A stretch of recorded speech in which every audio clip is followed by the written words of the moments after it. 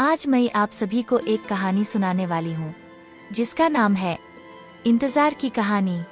जैसे ही बस ने पहाड़ी इलाकों की घुमावदार सड़कों से अपना रास्ता बनाया, एम्मा अपने विचारों में खोई हुई सी खिड़की के बाहर देख रही थी। वो अपने परिवार के साथ गर्मियों की छुट्टियां बिताने के बाद शहर वापस जा रही थी, जहां वह रहती और काम करती थी।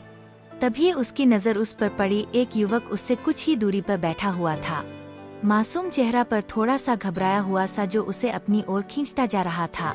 उन्होंने बातचीत शुरू की और एम्मा को पता चला कि उसका नाम जेक था।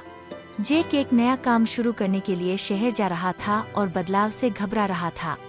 सफर लंबा था। जैसे जैसे उन्होंने बात की, जेक ने अपने डर और नई जगह जाके अपने को साबित करने की चिंताओं को एम्मा को बताया। उसने उसे चिंता के साथ बताया कि किस कठिनाइयों से उसके परिवार ने उसे शहर जाके नया काम शुरू करने के लिए मदद की है और वह किसी भी तरह फेल नहीं हो सकता। एम्मा ने भी अपने काम और निजी जीवन को संतुलित करना कितना मुश्किल था, सब बताया। जेक आराम से एम्मा को सुनता रहा।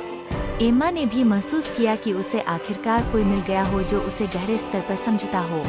जैसे जैसे बस आगे बढ़ी, एम्मा और जेक ने बातें करना जारी रखा, कई कहानियों को साझा किया और अब बातें धीरे धीरे हल्की फुल्की और मजाकिया भी होने लग गई थी। दोनों अपनी परेशानियां मानो भूल से गए थे। ऐसा लग रहा था जैसे समय रुक गया हो और वे दुनिया में केवल दो ही लोग थे।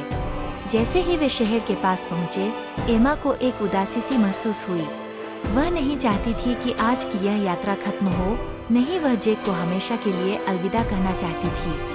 बस अब शहर के बस स्टैंड पे पहुंच चुकी थी। दोनों के अलविदा कहने का समय आ गया था।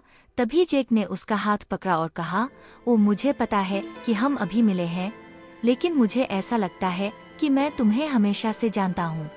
मैं नहीं चाहता कि यह यहाँ ऐसे ही खत्म हो जाए। क्या हम अच्छे दोस्त बन सकते हैं? एम्मा का दिल खुशी से उछल पड़ा कि जो वो चाहती थी वो हो गया और उन्होंने एक दूसरे के फोन नंबर लिए और मन में एक अजीब सी खुशी लिए अपने अपने घरों की तरफ निकल पड़े। कई दिन बीत गए। एम्मा जेक के कॉल का इंतजार करती रही। फोन की हर घंटी पे लगता कि जेक का ही फोन है, लेकिन हर बार मायूस हो जाती। कई बार मन में आया कि खुद ही फोन लगा लूं, पर हर बार खुद को यह कहकर रोक लेती कि कहीं ये सब जेक के लिए सिर्फ बस के सफर तक ही तो नहीं था। महीनों बीत गए और एम्मा जेक को लगभग भुला ही चुकी थी। उसने अपने आप को काम में इतना मशरूफ कर लिया कि जेक की याद न आए, लेकिन रोज रात जेक की वो बातों और प्यार के लिए तड़पकर आंखों में आंसू लिए सो जाती। अगर कहानी अच्छी लग रही हो तो वीडियो को लाइक शेयर जरूर करें। आगे जानते हैं। लगभग एक साल बाद रोज ही की तरह जब वह शाम को ऑफिस से निकल रही थी, अचानक उसकी नजर सड़क की दूसरी तरफ एक शख्स पे पड़ी। उसकी आंखें फटी की फटी रह गई। बड़ी सी गाड़ी से सूट बूट में सजा हुआ, हाथों में लाल गुलाब का सुंदर सा गुलदस्ता लिए उतरता हुआ इंसान और कोई नहीं, जेक ही था।